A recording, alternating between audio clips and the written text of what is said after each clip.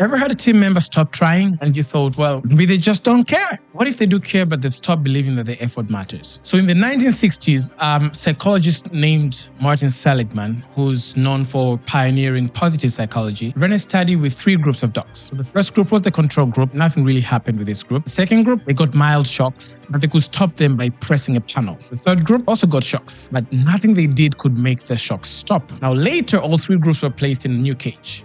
This time escaping the shock was easy. All they had to do was jump a small barrier. Group 1 jumped, Group 2 jumped, Group 3, well, they didn't even try. They just lay down and waited. Why? Well, because they'd learned something tragic, that what they did didn't matter. That's what we call learned helplessness. And it shows up at work more than we think. You give feedback, nothing changes. You pitch an idea, it's shut down. You take initiative, but decisions always happen above you. Not because you're lazy, but because the system taught you not to hope. Micromanagement, unclear goals, inconsistent rewards, a history of being ignored, all of it feels helplessness. So if your team has gone quiet, a good question to ask is not just why aren't they motivated, but why did they stop believing that their effort makes a difference? And if you want to rebuild that belief, you've got to create early wins, you've got to follow through on the feedback they've given you, you've got to recognize effort, not just results, and you've got to stop micromanaging.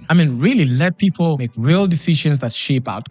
Because people don't stop caring, they stop believing their effort counts. And your job as a leader is to prove them wrong consistently.